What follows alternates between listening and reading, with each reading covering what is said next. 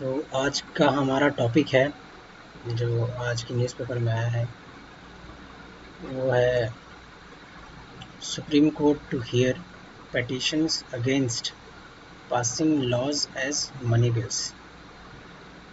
मतलब money bill के against जो पेटिशंस डाला गया है वो सुप्रीम कोर्ट अभी हियर करने को रेडी है। सो आगे है कि चीफ जस्टिस ऑफ इंडिया जो है DY Chandrachud says please challenging the money bill route taken by the center to pass contentious amendment, contentious मतलब controversial amendment in parliament will be listed when he forms constitution bench।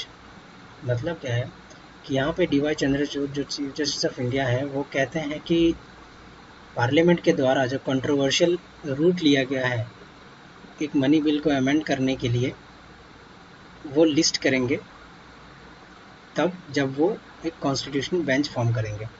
ठीक है, तो यहीं पे यहाँ पे भी वही लिखा हुआ है, I will list when I form constitutional bench. ठीक है, सो देखते हैं ये मनी बिल है क्या।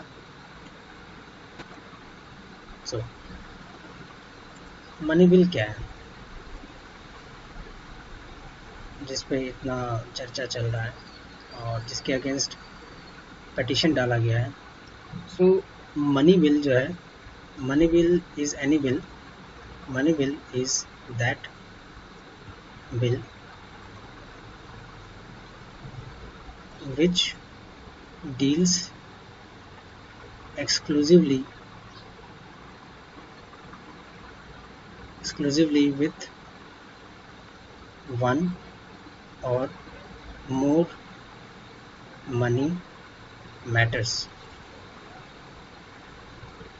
mentioned specifically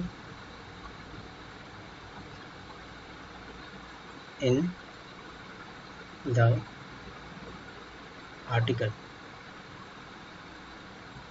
110 clause 1 to A to F। ठीक है, इसका मतलब क्या है, मनी बिल कोई भी एक बिल है money bill is that bill which deals exclusively, मतलब कोई ऐसा बिल जो सिर्फ मनी मैटर्स को ही डील करता है। ठीक है, और ये मनी मैटर्स का जो सब्जेक्ट है वो कहाँ मेंशन है, तो वो article 1010 clause 1 A to F में मेंशन है कि वो कौन सा मैटर है जिसको मनी बिल कंसिडर किया जा सकता है। ठीक है, सो अब देखते हैं कि मनी बिल पार्लियामेंट में पास कैसे होती है। ठीक है, पास इंट्रोड्यूस होने से लेके पास तक का इसका देखते हैं प्रोसेस क्या है, जो कंट्रोवर्सी जिस पे आ रही है रूट पे उसी पे देखते हैं। सो सबसे पहले कोई भी बिल मनी बिल है या नहीं है वो कौन बताता है। सो कोई भी बिल मनी बिल है या नहीं वो लोकसभा का स्पीकर बताता है। ठीक है, स्पीकर का डिस्क्रिप्शन होता है, वो बोलता है कि कोई भी बिल मनी बिल है या नहीं है प्रॉपरली। ठीक है, सो फर्स्टली जब बिल इंट्रोड्यूस कहाँ हुआ, ठीक है, बिल इंट्रोड्यूस कहाँ हुआ, तो सबसे पहले बिल इंट्रोड्यूस्ड सिर्फ लोकसभा में होगा, ओनली इन लोकसभा। मतलब अगर मनी बिल है तो वो बिल सिर्फ लोकसभा में इंट्रोड्यूस होगा, राज्यसभा में इंट्रोड्यूस नहीं हो सकता, राज्यसभा में इंट्रोड्यूस नहीं हो सकता। ठीक है, so introduced only in the Lok Sabha. Next है कि क्या बिल इंट्रोड्यूस करने से पहले प्रेसिडेंट का रिकमेंडेशन चाहिए होता है। सो एक अगर कॉन्स्टिट्यूशनल अमेंडमेंट बिल है तो उसमें प्रेसिडेंट का प्रायर रिकमेंडेशन की ज़रूरत नहीं पड़ती है, लेकिन मनी बिल है तो उसमें रिकमेंडेशन की ज़रूरत पड़ेगी। ठीक है,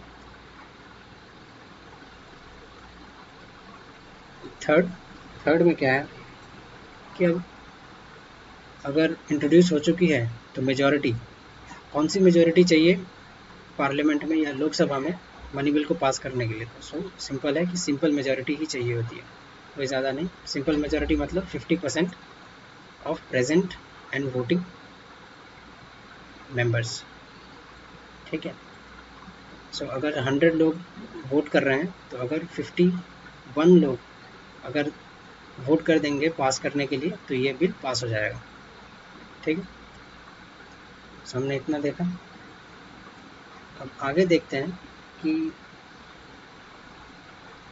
क्या नॉर्मल किसी बिल, जैसे कोई नॉर्मल बिल में ऑर्डिनरी बिल होता है या कोई ऑर्डिनरी लॉ होता है, तो उसमें लोकसभा और राज्यसभा का जो पावर होता है किसी बिल को अमेंड करने का या रिकंसिडर करवाने का या ऐड करवाने का पॉइंट, उसमें लोकसभा एंड राज्यसभा का जो पावर होता है वो इक्वली होता है। तो क्या इसमें भी इक्वल है? मतलब लेजिस्लेटिव पावर जो है, legislative power legislative power with respect to money bill जो है, क्या सेम होगा? नहीं, सेम नहीं होगा। यहाँ पे लोकसभा का ज़्यादा पावर होता है राज्यसभा से। मतलब लोकसभा ने अगर पास कर दिया तो राज्यसभा उसको रिजेक्ट नहीं कर सकता। ठीक है, ये खासियत होती है मनी बिल की। फिर अब लास्ट में अगर ये पास हो गया, मनी बिल पास हो गया अगर, तो फिर अब प्रेसिडेंट के पास जाएगा एसेंट के लिए। ठीक है, परमिशन के लिए कि तो अब प्रेसिडेंट ऑफ इंडिया के पास क्या क्या ऑप्शंस बन जाते हैं। तो मनी बिल के केस में प्रेसिडेंट के पास सिर्फ दो ही ऑप्शंस होते हैं, या तो वो कंसेंट दे दे, एसेंट दे दे, एसेंट दे दे, ठीक है, बाय कन्वेंशन, या फिर और प्रेसिडेंट जो है वीटो पावर का यूज़ करके, एब्सोल्यूट पावर भी कहते हैं इसको, एब्सोल्यूट पावर भी कहते हैं, एब्सोल्यूट पावर का यूज़ करके वो बिल इसका एसेंट नहीं दे सकता। बट ये जो वीटो है, ये प्रेसिडेंट सिर्फ काउंसिल ऑफ मिनिस्टर के कहने पे ही ये अप्लाई कर सकता है। मतलब